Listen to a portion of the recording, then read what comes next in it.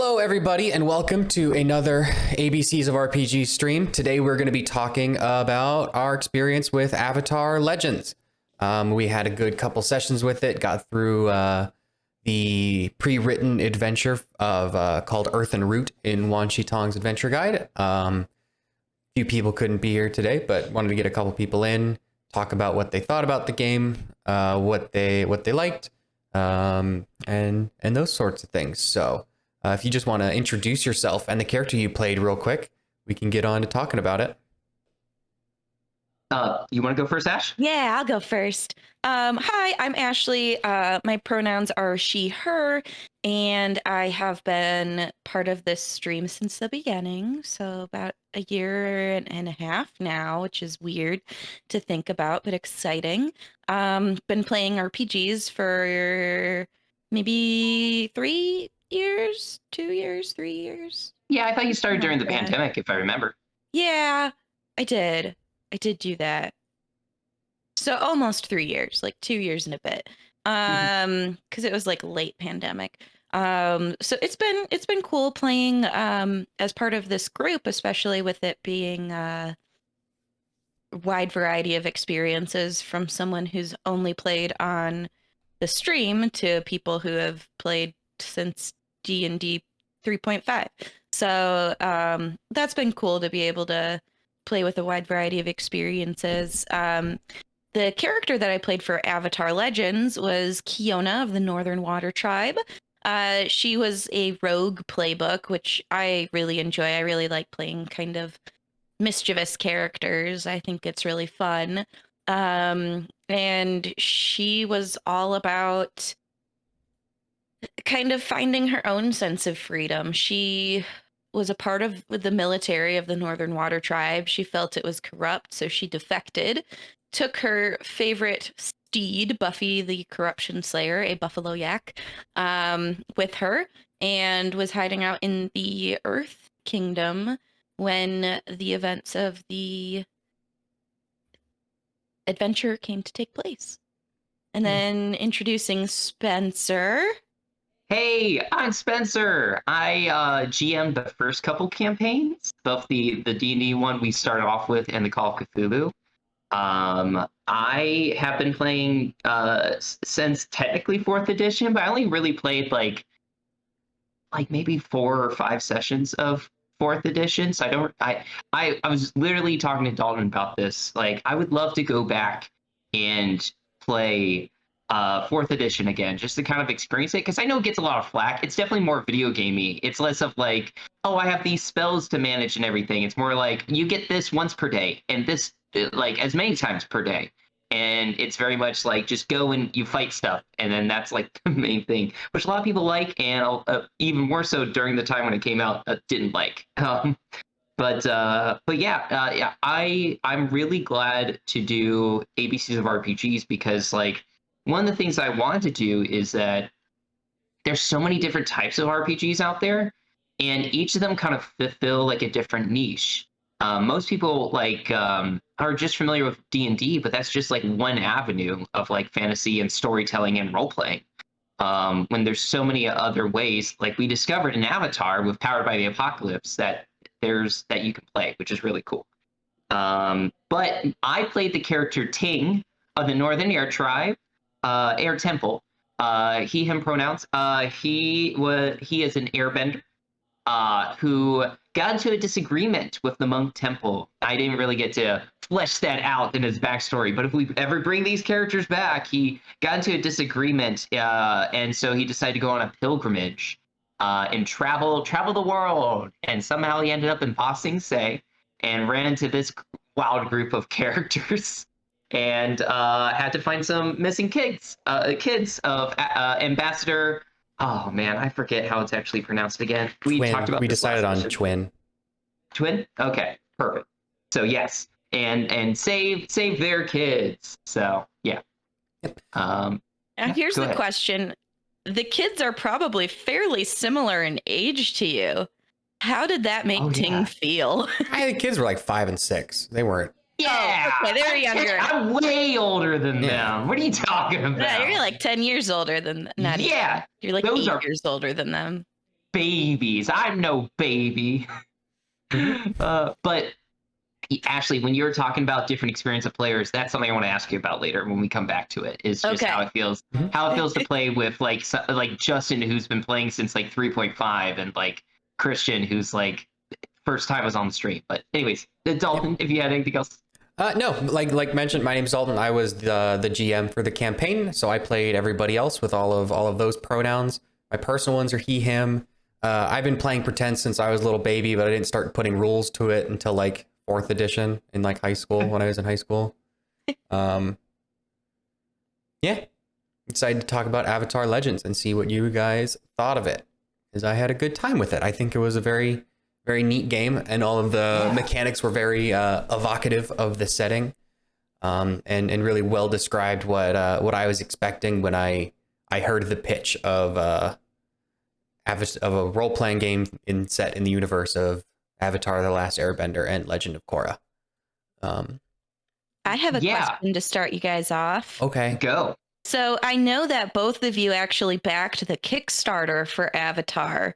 So with having those high expectations and seeing what the Kickstarter was promising, what are your thoughts now that you've actually played it based on what you're expecting from what they were advertising way back when you backed it? You want to go first, Dalton, or can I? Sure. I mean, I was going to try to find the Kickstarter. Yeah. So yeah, when I love Avatar. Actually, all of us are fans of Avatar. If that's fair to say. It's fair to say. And when me and Dalton saw that there was a Kickstarter, we immediately jumped on it because we're like, oh, let's do this. Like it's backed. It's like officially licensed. Let's do this. And like, you know, there's always a risk whenever you kickstart something, because like, yeah, like some things can have like some companies are reputable and can kind of do that, but it's always like, you never know what you're going to get. I have to say, just to start off, they do an excellent job at not only like, I thought they picked probably the perfect system to do Avatar in with Powered by the Apocalypse, but like they give so much information and backstory that's needed, especially in like tabletop RPGs, that's needed to play in every era. Well, every important era, shall I say? Like Kyoshi all the way to Korra. That's the fact that it gives like history, tips, and then we got the adventure book to kind of go in all those different eras. Whatever you want to play as, whatever you like, it's there for you, and I think that's really cool. That's my first thought. I think kind of going off of that, Christian, who unfortunately couldn't be here today, did not watch Avatar growing up or watch Avatar at all. So he like knew about it, but he wasn't like very familiar with the lore or anything like that.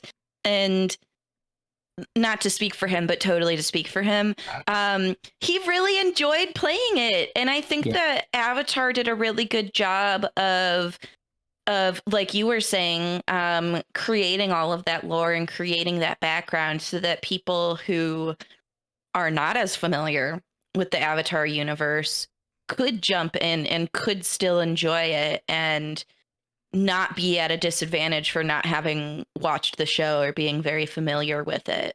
So I thought that was really cool. But Dalton, I think you were going to say some stuff too.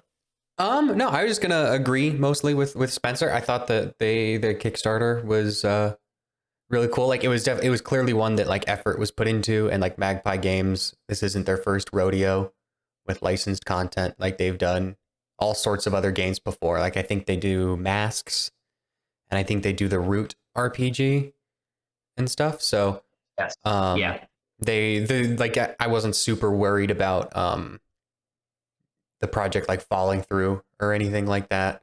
Like the only thing I would have been worried about is if Disney decided to buy Avatar also. I can see them doing that. I could definitely see them doing that. I don't want to give them ideas. They're like, They already have that idea, I'm sure. But, yeah, like I think as soon as they had announced the Kickstarter was coming, and like I signed up for like the notification for like the second it went live, and like immediately did the all in. Backed all of it, yeah. Yeah, like backed all of it. tier. I was following like the updates very closely as like they moved from like the paperback like saddle stitched extra books to like one big like Wan Shi Tong's Adventures Guide like compendium that was like hardcover and everything. Yeah. I remember reading the quick start like as soon as possible because they put that out first and you could have eyes on that first. So Yeah, I did. Was the quick start available right away, or was that it, it, a little bit I later? think it was a little bit later. I think like well, didn't they do the Kickstarter in spring and I think the quick start came out in like the summer or something? I thought it was a couple months later. Yeah. I'd have to look it up. I have a follow-up question.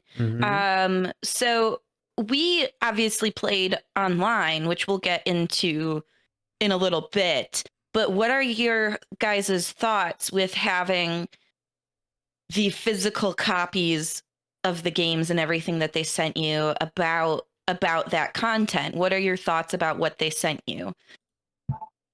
Obviously, Spencer likes it. He's kissing it. But can you tell me more about what all they sent you, and do you like it? Do you dislike it? Things like that. Oh, I mean, I like all of the little doodads. I think the print quality is very nice. The books are well made. I always love having physical books, even if I play games mostly online. Yeah. I mean, like the PDFs are good, and they're like good quality PDFs that you can actually like search and have like hyperlinks to the chapters and a good index and stuff. But I don't know, a physical book is just easier to manipulate, I think. Like even when we play online, I have the PDF open, but I also still have like the physical book because sometimes it's easier to just have it marked and flip to the right page. Just thumb through it. Also, just to have like two instances of it, be like, okay, I have the playbooks over here. I have these rules over here. I do that a lot. Yeah. What else did they send you guys besides books? So Dice. yeah, so Spencer, you got the normal cover, and then I got like a foil cover, like a weird, like a fancier art. I can grab it. There was like a cloth map of the Avatar world. Oh, that's cool. Like very big enough to like play on. Maybe more like just to reference. I think it's next to Spencer too, if he wants to grab it and show. It's kind of like a similar size in like the episodes where like they have the world map and they're like showing where Aang and then we're like traveling on. Then there was the dice, powered by the apocalypse, and the system only uses 2d6. So they had special themed dice for all of the bending styles. Like That's cool. Two fire, like it was a normal 1, 2, 3, 4, 5, and then the 6 was like the symbol. Oh, that's cool. Either like the Fire Nation symbol, Air Nomad symbol, or a boomerang, or a cog for weapons technologist for weapons and technology. That was very cool. There was a little White Lotus Pai Sho tile that they added on when they breached like some big number. Did you say the map? Yeah. I did say the map. Yeah. Yes. Okay, you were putting away the book. I know Spencer had them out for him, and they weren't really super handy for like online play, but in-person play, the little action cards were super cool. While we were playing, everybody during combat, you pick like an approach, whether you're like attacking, advancing, defending, or maneuvering and stuff. And they're like this little deck of cards, and it kind of as like a little token reminder to yourself which one you picked while you're waiting for your turn to come up. Little action card to make it obvious who's doing what and what you picked. And then I think there were status cards too for keeping track of the statuses. Yeah, those would be super helpful for like in-person play. Yeah. It definitely enhances the experience. So those are really cool because you are supposed to like have them out. Like I've selected this, and people flip it over as it comes up.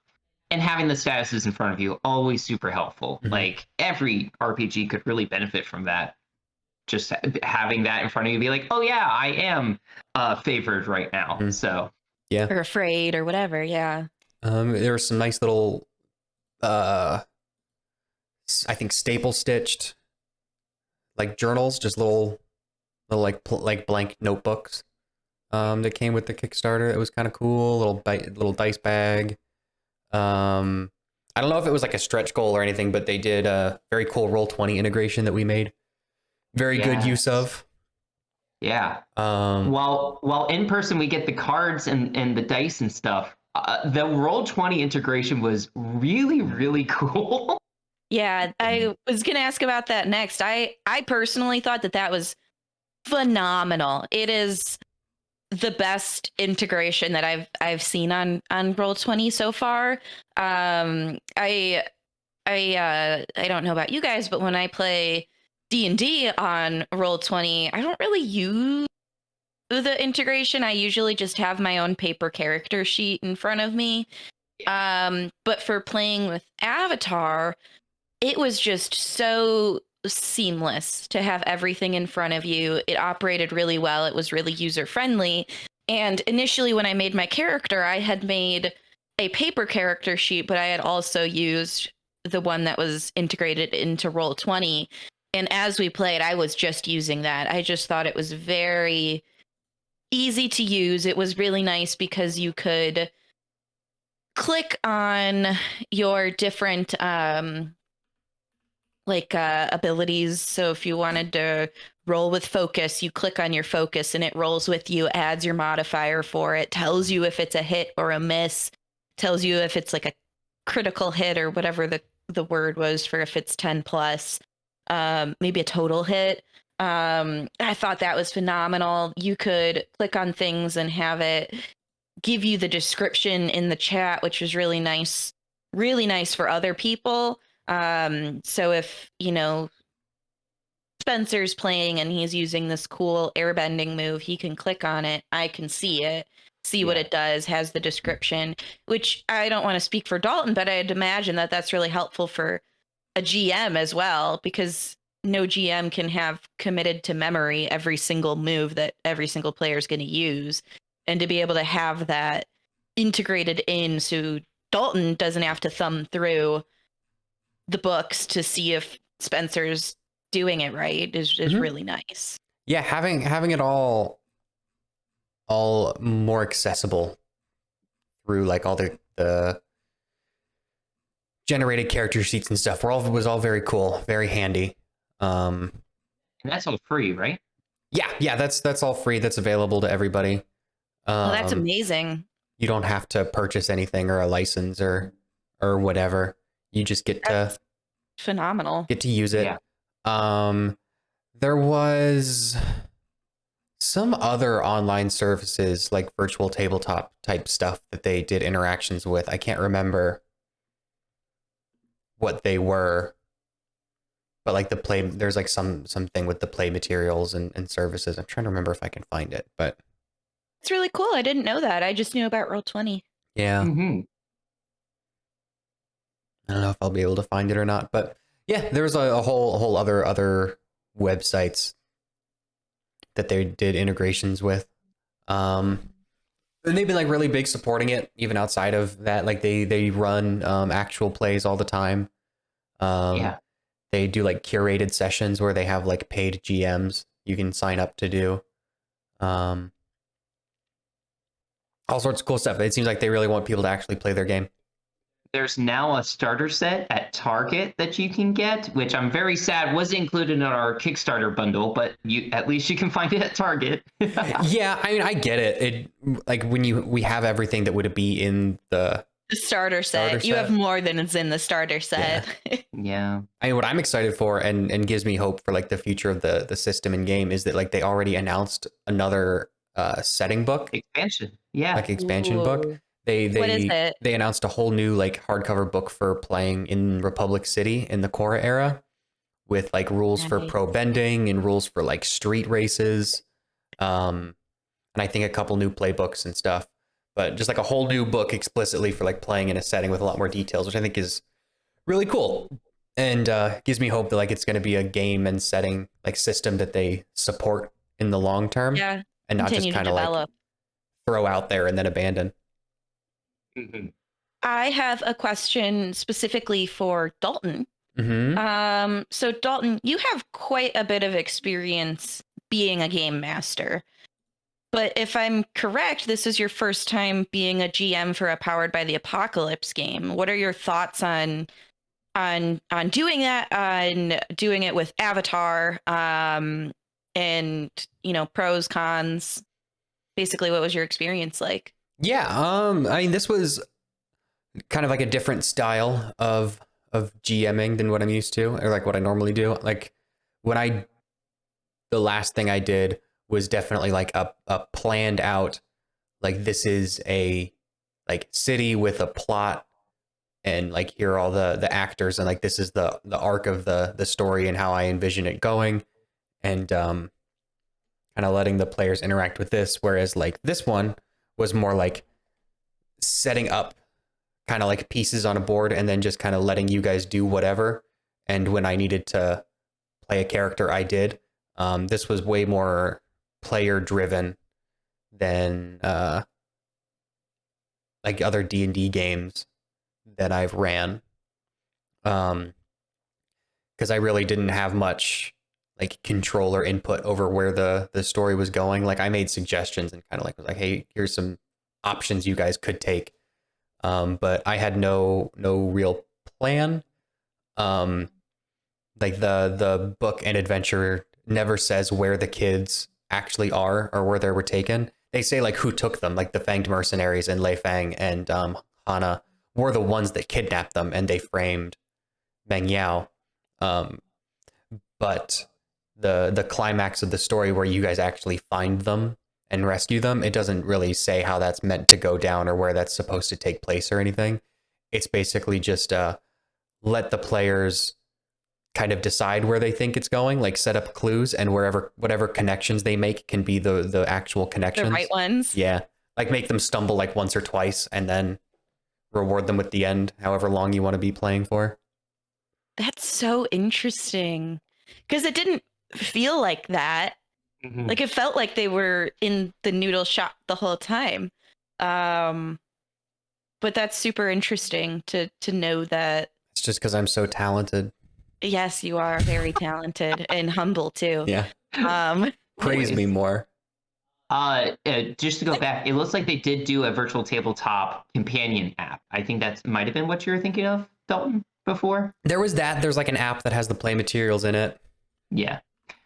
But yeah, no, that's really cool how they kind of set that up. And I guess that really makes sense because it does feel like a kind of game where it rewards like your kind of playthrough of it, especially because like Powered by the Apocalypse is all about just like allowing you to kind of like write like character. And it's a fiction first kind of game where like they even talk about like how like in order to trigger a move you have to describe what you're doing in the fiction, and then like that's where like roles come in. Like you say you want to do the thing and it's like, okay, you're doing the thing, all right, then here's what the role you would need to make for it and everything, which is pretty cool. Mm-hmm.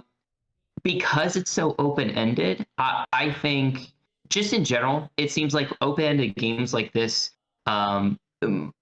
might be too daunting at first, because you're like, especially in D&D, you're like, oh, I can do this, I can do this, I can do this. This is just kind of like, oh, just act out, just role play. And sometimes, I know it's with our group, but I think that's perfectly fine because we're still getting used to it.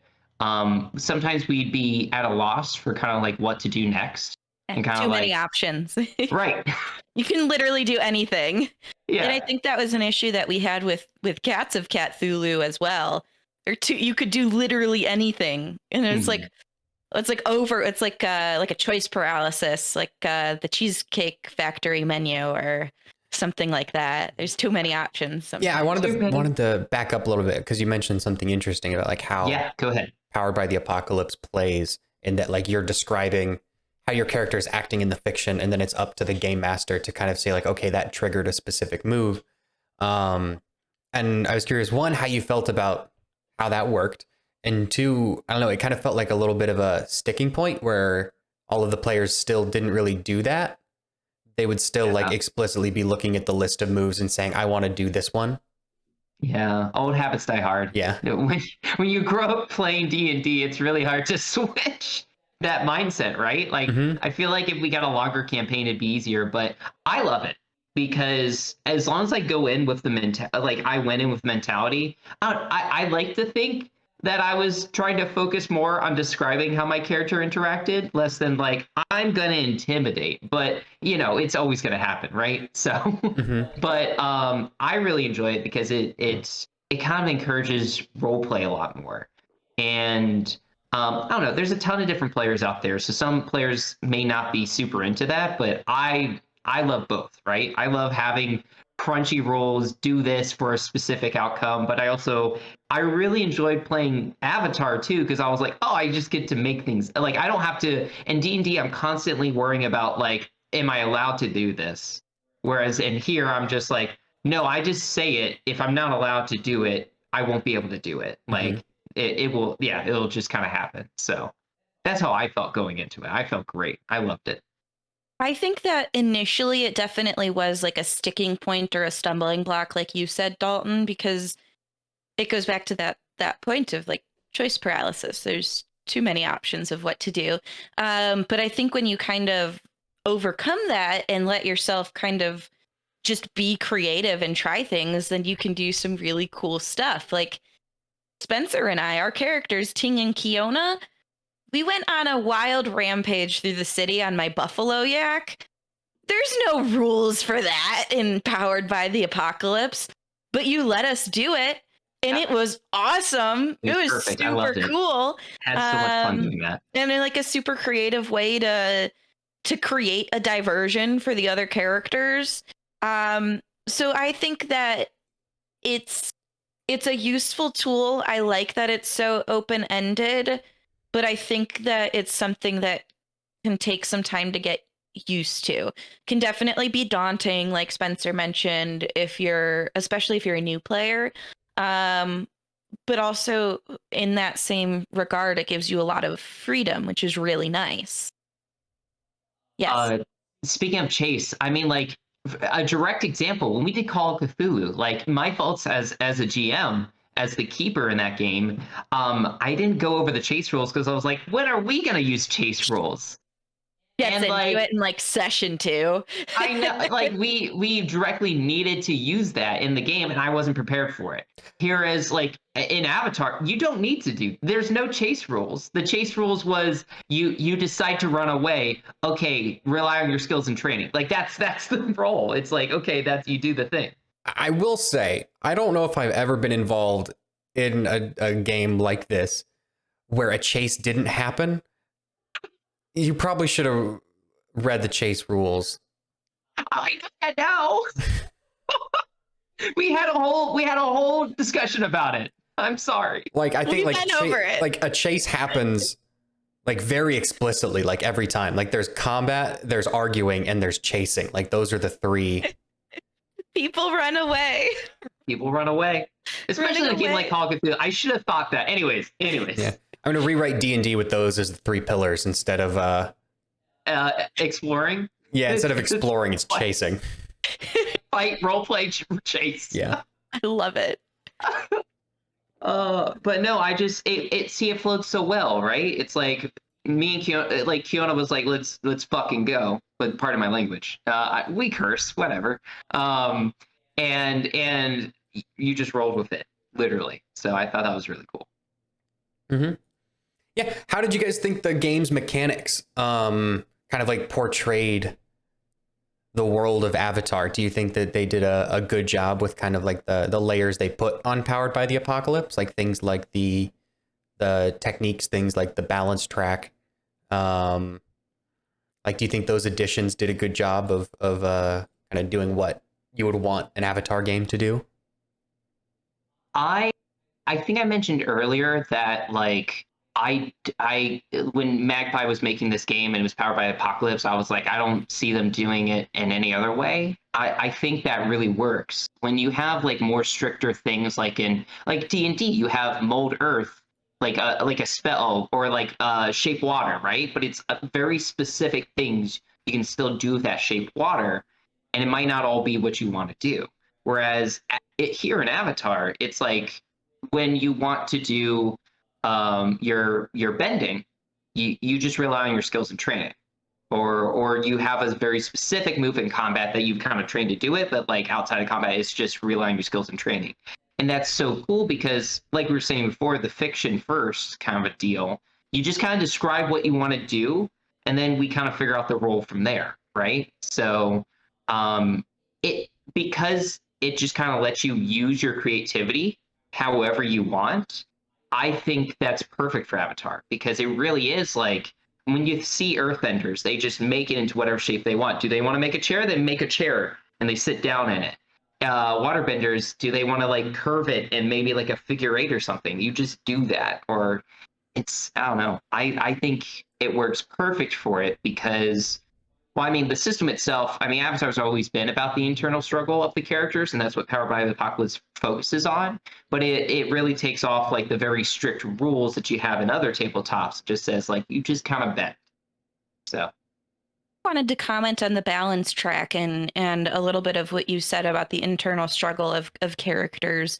That is what Avatar is about. Like, only the Avatar can bring balance to the world. Like that is the quote from the show. Like that's the whole thing, is bringing balance, and each Avatar's struggle to try and bring balance. And ultimately there's definitely a bit of failure on every Avatar's part, which is a whole other discussion about the lore of Avatar.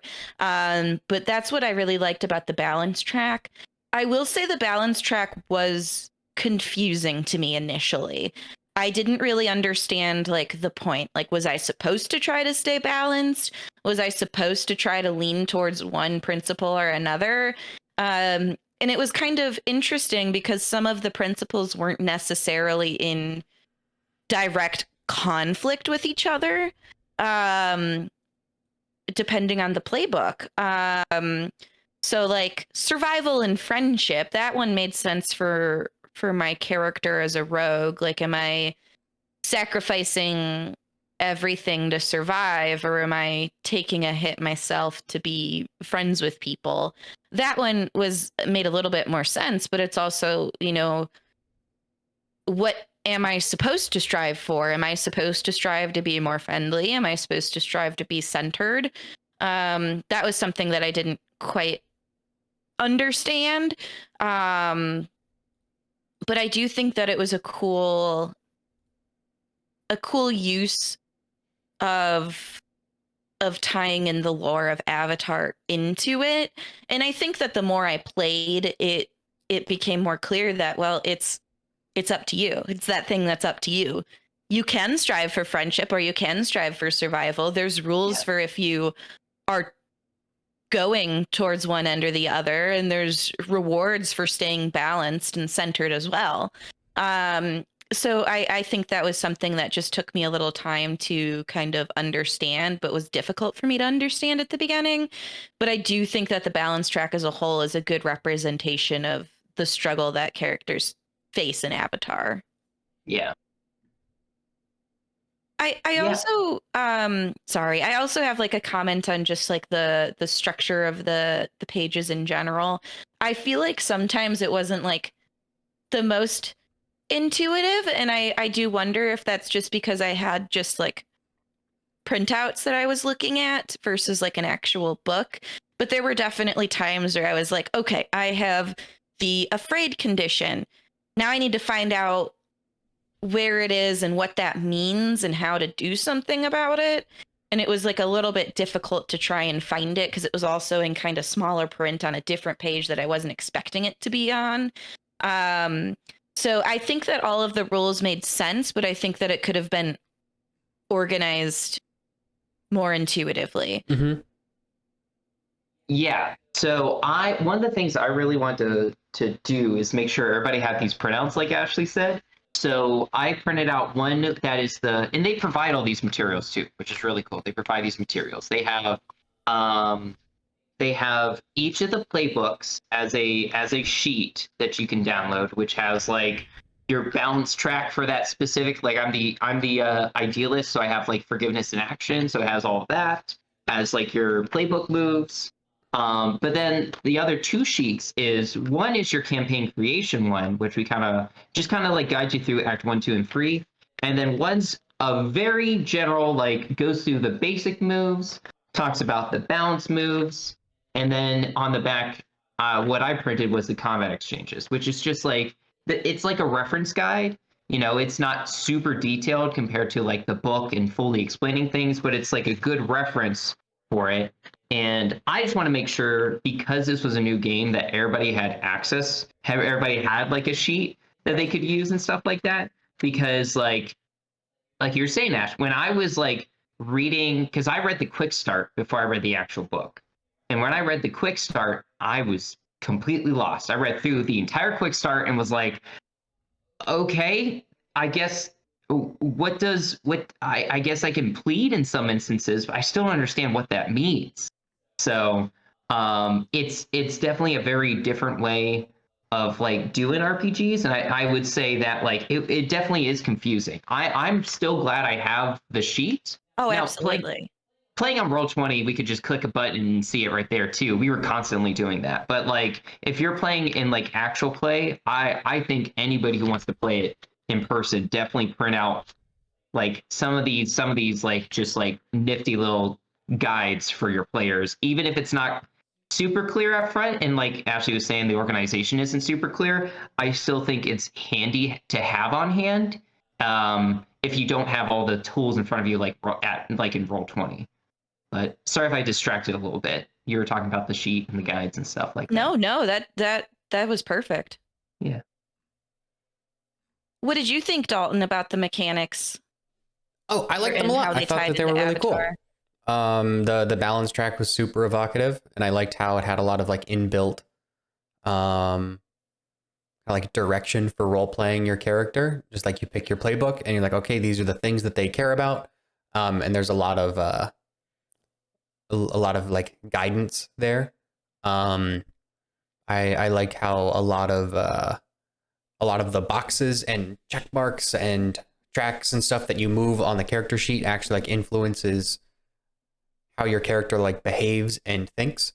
Like in a lot of D&D, a lot of the boxes you're ticking, they don't really matter at all. Like your HP is just your HP until it hits 0, and then it's bad. Whereas like in Avatar, as you take damage, you're not gaining, but you're marking off fatigue, and you're marking off actual like emotional conditions that you're experiencing. And so like if you get hit one too many times, you start to feel angry, and that starts to mess with one of your types of rolls. I can't remember which one. Angry is -2 to intimidate and call someone out. Yeah. And so like if you get punched one too many times, you're gonna be worse at a couple things. And that actually has an influence on your role play.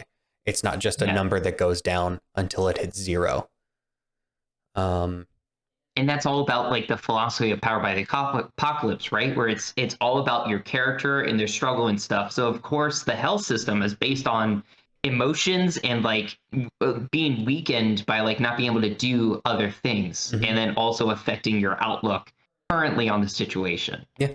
And having to either experience like guiding and comfort, which is like the healing in this game, or actually doing stuff to clear those conditions, like being what do we say, afraid or angry?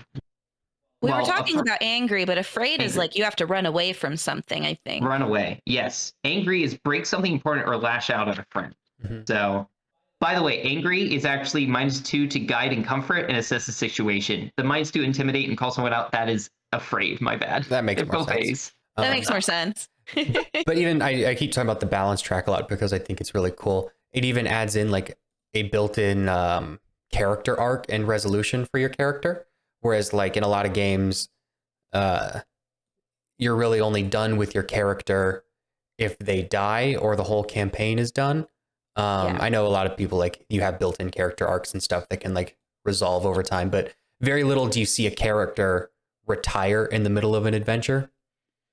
But this one does. It has it built in. Like if your balance track, if your center moves all the way off to one side of your 2 bits, that's your character resolving their arc. They have decided, like Ashley, if your character spent long enough and they chose their friends over their own safety. Rival, yeah. Plenty of times that means that they're done. They've made their decision. They know what's important to them. It's their friends. There's no more conflict in their heart anymore. Yeah. It's cool because the rules even expand upon that and be like, hey, you can make up a new principle or choose, like, it encourages to choose a new playbook after that. It's like, okay, after you've resolved that, pick a new playbook and just go again. Like, that's really cool. I think the one thing along those lines with the playbooks that I liked is that they said that everyone should have a unique playbook. And I really liked that because I think it really helps with how you interact with other players. And the nice thing is that there's a lot of options for playbooks. There's like 10 or 12 of them. And I don't think you'd ever be playing with 10 or 12 people, but that's nice because it gives everyone options to pick something that they like. And I think it's nice because it really helps with the role play between characters, because there's little recommendations on your playbook for two different connections between characters. And I think if everyone had those same two connections, you wouldn't have nearly as diverse of a game. And I think it also forces people to go outside of their comfort zone a little bit. If there's a couple of people who want to be the rogue or the idealist or whatever, then it's like, okay, you got to kind of do something a little bit different, and that's okay. And you're going to like it because it's all kind of the same thing anyways. It's just more guidance to how you role play your character. So I liked that as well. Yes, that's probably like my favorite thing about what Avatar introduced is the connections. I've seen other like game masters talk about like stealing things from other game masters and implementing rules that they think are better. This is something that I might like in personal games like implement to other things is the connections. Like when you're building characters is like, all right, pick something that's like kind of positive about one of the other players that you want to use, and pick something that's kind of negative about one of the other players you kind of want to use. When I say negative, it's like mine was like Sapa. I recognize the pain he's felt in his heart when he just lies about everything, so I just believe his lies is kind of like how I interpreted that. Or Kiona frustrates me so much when they act without thinking about the consequences. Like by the end of the session, like you and me were riding on the back of your yak through the back. So I like to think that like maybe Ting didn't like you at first, but then like was like, you know what? Actually, you're fun. Let's go. Let's go. But I love that. I love that was one of the things I think is really cool. Maybe less the campaign creation, like the Act 1, 2, and 3, and building your characters that way and establishing the connections. I think that the connections are so cool. Such a great way to kind of encourage role playing between the characters. And I really like how they build, like they start a campaign. I feel like the Act 1, 2, and 3 in choosing like a group focus at the beginning and all that stuff is makes this a really easy game to just make your own campaign. Like I think it's cool that we played Wanshi Tongs and everything, but I think with the campaign creation, it makes it so easy to just be like, oh, well, we did this, this, and this. Here's what we want to do as our goal. We know what kind of campaign we want to play as. Yeah. Going kind of off of that, I did feel like the campaign creation was difficult for our group. I think we had trouble kind of understanding what we were supposed to be doing, because we tried to like actually play and act out each thing, which I think is kind of the nature of us coming from a mainly Dungeons and Dragons focused background. Whereas really it was us creating a backstory together. So I think that after we've done it once, it would probably be much easier for us to do it again and kind of understand like, hey, this is us creating the backstory. This has already happened. This is just like us creating a reason for why our party is all together instead of all of us finding each other in a tavern. Which is a pro of the campaign creation worksheet is that we have all of these connections. We have this reason for being together. It creates for really rich role play from the beginning. Whereas I know that in my experiences from Dungeons and Dragons, and specifically, a lot of times campaigns start with, okay, you find each other in a tavern, you go on a quest together, and it takes a while to create those creations create those kind of connections between characters, which makes it a little bit more difficult to role play. I just felt like in general, the campaign creation worksheet was a little bit difficult for our group going in. So I think that something that if you guys at home are going to play, is just kind of making sure that your group understands that this is you creating a backstory. You don't necessarily have to play through it. It's just you guys kind of trying to come up with this story. And I think that's something that the GM is very helpful for, is giving suggestions. What were you going to say, Spencer? I was just gonna say, yeah. I mean, like, I really liked how Dalton phrased it. Like when we were starting to get off track, he was like, no. This is kind of like you're remembering how you all met, not like acting it out right now. It's kind of like oh yeah, we did this first, and that's how this led to that. Is kind of like how I really like that kind of like if especially if like the players are really like in their characters and in the moment, it's like okay, it's like you're thinking back on how you guys came together.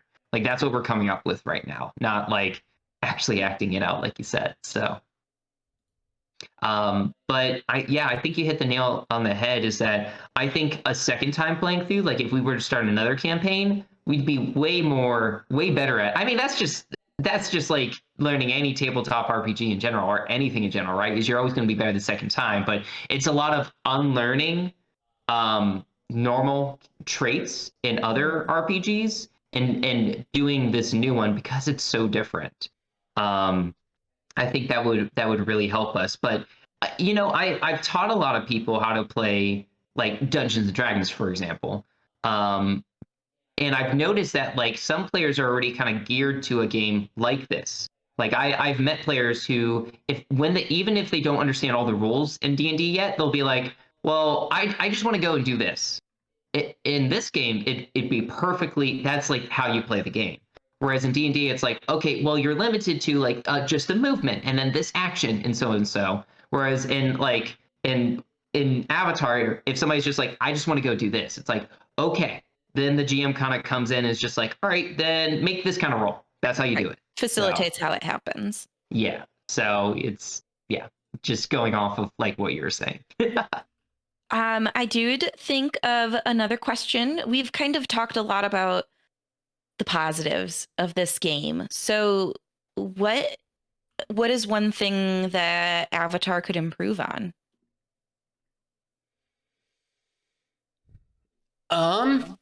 Improve wise.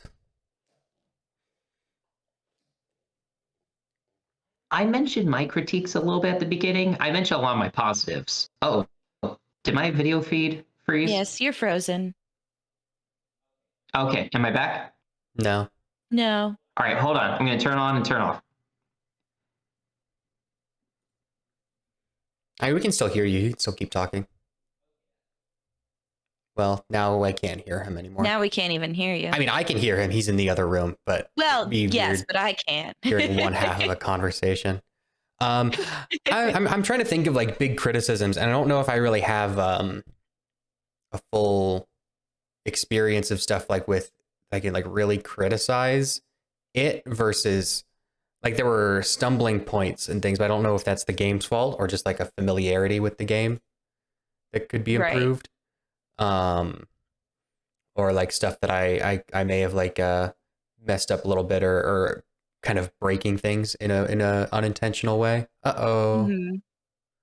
Our little doodads are all messed up. Oh no. It's just our foreheads now, Ashley. Oh God.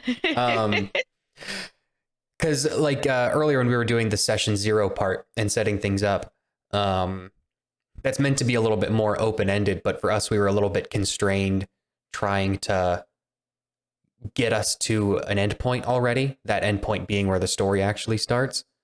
Right. And so we were fighting against those constraints a little bit as opposed to just doing whatever we wanted to do. And maybe if we were just kind of doing whatever, things would have moved a little bit more smoothly. And like there are obviously like growing pains, like playing a new system. But that's not the book's fault or anything. And maybe that is something though that they could improve upon would be giving like recommendations for hey, he's back. Giving recommendations for acts 1, 2, and 3 when it's going into a specific like giving like not saying this is exactly how you have to do it, but giving more recommendations for how to do it to get to your end point, which is the start of the story, like you were saying. Yeah. I mean, that really only came up because we were doing a pre-written Adventure. Yes. And I don't think that that's really how this game really wants to be played. Is with a pre-written adventure. Yeah. Yeah. That's my same complaints too. Sorry, I don't know why I bounced out for a second. Like Discord just like messed up. I had to unplug and unplug my camera. Me and Delta are in the same house, so I don't know why. I mean, I wouldn't really call that a complaint though, from my perspective. Yeah. I mean, I think that's just the nature of the system. And yeah. I don't think that's necessarily a bad thing or a good thing, not being able to work well with the pre-written adventure.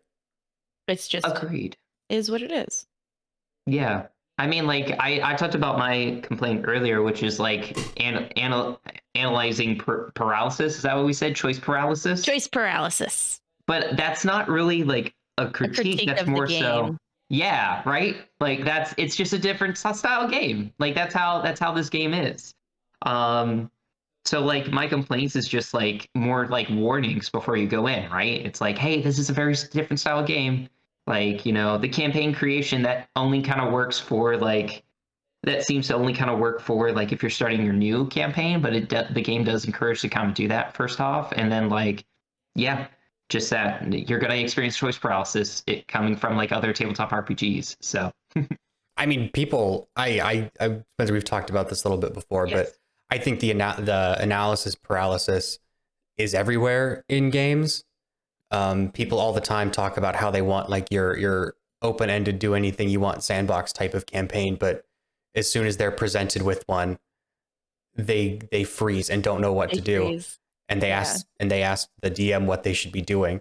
Like everybody wants that, and then they complain about we want a more sandboxy campaign. We don't want to be railroaded, but they do. They definitely do. Yeah, it's funny that you say that because there's plenty of research that goes into it too. There's like, this is a tangent, but I think it's really interesting. If you go into a shelter setting for animals, they found that more pets get adopted when there's less pets on the floor because people have less options to choose from. So they're more likely to actually pick a pet to take them home versus having 100 pets to pick from, and then you can't pick because there's so many. So it's really interesting. They've done research into it with like marketing too. So yeah, it's a whole other tangent. But anyways, Avatar. Yeah, go ahead. Sorry, I think my only critique is something that will hopefully get fixed as they continue to create additional editions of the game. I just think that the reference sheets could have been organized a little bit better. But I also am saying that as someone who hasn't really used like the actual book, and I am someone who really likes having a book to thumb through, looking at a table of contents, looking at an index and being able to find it that way. And I think maybe that's just a nature of me just having these reference sheets to look at. I just felt like sometimes it was difficult to find some things. But that also might have just been me. It might have just been how my brain works versus how other people's brains work. So yeah, unfortunately, when you're making one reference sheet, you can't make it work for everybody. No, of course. Yeah. I just have a good critique. You know what they need to do? They need to add more flowcharts. I've been reading Cyberpunk, and they got flowcharts in there about how to make your character and stuff. It's excellent. Add a flowchart. Be like, this is how you make a character. You start with this. Pick your playbook. Do this. Do your history questions. All that kind of stuff. Make sure like the connections and stuff. Like do an introduction, especially with like how to create your campaign and everything. Maybe one for like starting a new campaign, one for starting in a pre-made adventure. But flowcharts. Love flowcharts. It's really nice, especially when you're just reading a bunch of stuff. You're like, wait, how do I make a character? Where do I start? Flowchart that up. That's what I want. I like it. I love flowcharts. They're great. We're kind of coming to a close. I have another question I thought of for you guys. Yeah. Who would you recommend this game 4. Fans of Avatar, The Last Airbender. Yeah. I think that's a good one, obviously, because if you like Avatar, you'll like this. I think they did a good job with everything.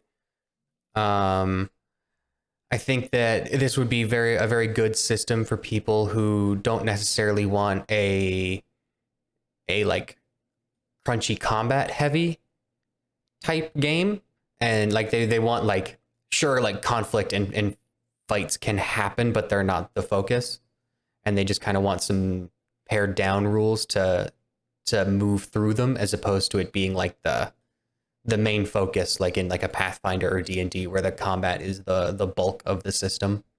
So if you want something more like role play focused with like a little bit of interesting combat added on after, it'd be good fit. I kind of wanted to add on that I feel like it's a pretty family friendly game. Like if you want to play with kids, I feel like it's a good one to start them on. Because I just kind of think about it, like it can be a lot for a kid to have so many rules to follow with something that's very crunchy, with all the different modifiers and stuff like that to add and all the different rules. So I think it's very nice for that, and I think the content kind of lends itself to that, especially with there being rules about how, you know, you shouldn't be murdering people. Like it's a very serious thing to take a life in this game. And So the rules don't really support killing. No. Yeah, That's not really like a thing at all. you can do. So I think like content wise, it's really good for kind of all ages. And I think that the rules, which going along with that, like just new players in general, I think it's kind of nice to have those more pared down rules, maybe a little bit less overwhelming to start out. But that's also hard for me to say at this point because I have played a variety of tabletop role playing games, and I'm never going to have that experience again of my first tabletop role playing game. So it's hard for me to say if, you know, is it really good for new players? I feel like it would be, but I can't tell you for sure because I am no longer a new player, and it's been a while since I was one. Yeah. Yeah, I was going to say if I think I would recommend it to people who are looking for a sandbox, for freedom, and for story, because that seems to be the main focus of Avatar The Last Airbender, but also like just Powered by the Apocalypse. You were saying like kids and newer players, and like that's just because like a lot of them haven't learned all of like the rules, the restrictions that are in like D&D, that are in Call of Cthulhu, where you're limited. There's a lot more free flowing. This is going to be a weird statement, but I'm going to say like non-video gamers, because in video games we're so used to so many rules. Me and Ashley are currently playing with a campaign where the one of the guys who are in there, he plays a lot of video games. So coming into it, he wanted to know every single role, every possible one to point by, wanted to min max. And his girlfriend, his partner, is just very much like, you know, I want to talk to the wolves. Yeah, just very there much you go with the flow. Yeah, and so I feel like a game like this would be great for her. Where the guy, on the other hand, who's used to video games, used to playing, like wants to do a Dark Souls, wants to do like all that stuff, I feel like he 100% would the campaign. right have a harder time adapting to this. But like that's more about personality, less about like, you know, like experience, right? Like because both of them are new players. So I would say it just takes a certain type of player who wants a story, who wants freedom to do what they want, who wants kind of like that sandboxy feel. And that's who I would recommend it to. Yeah. Well, I do have one last comment you guys had made about like fans of Avatar. Even if you're not a fan of Avatar, like if the universe interests you, you can still play it. They give you all of the lore in the background. You don't have to have watched the shows to be able to play and enjoy the game. Yeah. I think you'll enjoy it more because you like the show and you have that nostalgia for it and you get to be a part of that world. but I think that it's just a very cool world to play anyways, even if you aren't as familiar. And I think it's also kind of nice to play in a different era if you're not as familiar, because nobody else has played in the like nobody else is as familiar with the Kyoshi lore as they are with the Avatar Aang and the Korra lore. So it's kind of nice to do that as well. Anyways, Dalton, I think you were wrapping us up. Sorry. Yeah, I was gonna say we've talked about it for an hour. We've sung praises. We've criticized. I think there was a good discussion about the game. I was happy you guys were able to be here and play the campaign with us. I would definitely be excited to play more with this system. Yes. I would Sure. I would very happily carve out some time in my week to play more Avatar Legends. Did either of you have any closing thoughts before we sign out? Any one last sentence or thought you want to get out into the world? I think just as always, please ask questions. We're happy to answer them, comment them on videos, put them in the streams. We're happy to take time out to answer them. That's what we're here for. And please like and subscribe. We're on Twitch, YouTube, Instagram, Facebook, Twitter. I don't think I'm missing anything. Any comments from you, Spencer? Yeah, no, you nailed it. We're always here. Our goal of the channel is to kind of like be a resource for learning new tabletop RPGs, and we're just going to keep playing new ones each campaign. So, if you have any questions about like what we played so far, or even want us to do a specific one, just Yes. If you have comment. suggestions, let us know. We have like a whole Google Drive of tabletop role-playing games that we need to get through, and if there's one that you want, it might be in there, and if it's not, we'll find it. Yep. But if anything we talked about interests you, feel free to look up Magpie Games. Their Discord is super active. They have all sorts of looking for game stuff on their Discord. They run games out of there. They have like some professional GMs that they do curated play sessions for. Very cool resource there. So thank you to Magpie Games for that community too, and go check it out if the game seems interesting to you. But, one last question. So I know you guys mentioned that you can get the starter set that they're selling it at Target right now. Where can I buy the book if I want the book? Tabletop RPG store. I've actually seen them and here where we are. So check out Cool. a lot of stores are getting them. Yeah. Yeah, I think I saw copies of it at the guard tower when I was there a week or so ago. Awesome. Check out your local game stores. Or the internet. You could buy it directly from Magpie Games. Too, I'm sure. And they sell copies of the books on their website. Yeah.